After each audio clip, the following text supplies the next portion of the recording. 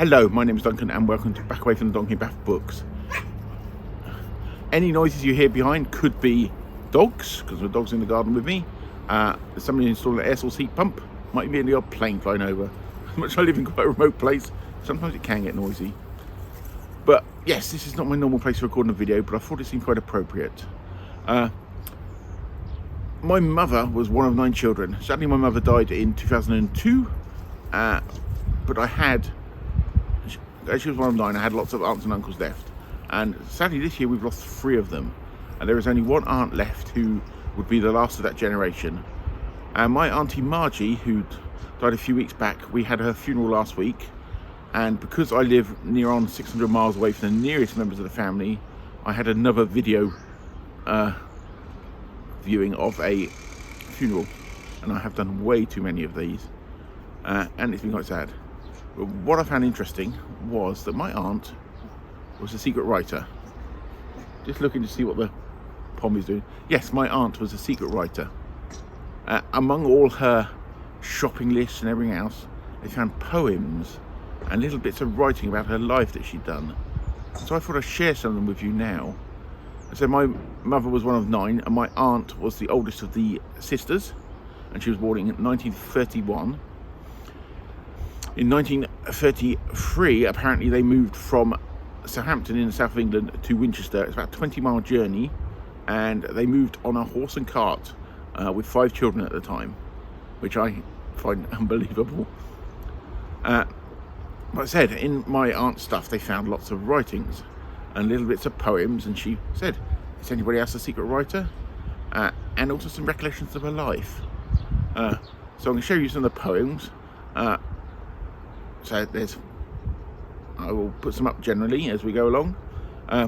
One of my favourites was one she actually sent to the VAT man. If you're in America, the VAT is a value-added tax, and businesses have to pay that to Her Majesty's government, or His Majesty's government now, at certain times a year.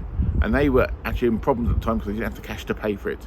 So we'll start you off with that poem that she actually apparently really sent to the VAT man. To the VAT man. To the VAT man, I'm sorry to say we're in trouble. You need a cheque, we know. Not able to pay at the moment due to poor cash flow. We received a VAT cheque from a client. It didn't help at all. More suited for children to play with. It bounced like a rubber ball. Okay, next we've got another poem, which is called It's All Sorts. And we'll go through another 2 poems, and then we'll go to some recollections. It takes all sorts. It takes all sorts, as people say, to make the world as it is today. Some may sing and some may play. Others look on while many pray. Some skies are pale with clouds so white, while others are pink and really bright. Sunday. We wore our Sunday best. We couldn't make a noise. No playing with our toys.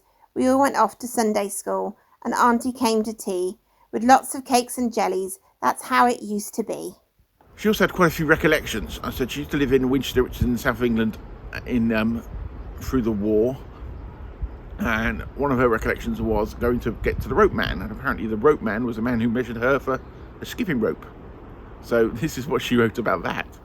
The rope man would tie a knot to each end so the rope wouldn't fray. He was a really nice fat man. Next one is one of my favourite recollections she had. My grandfather was a blacksmith.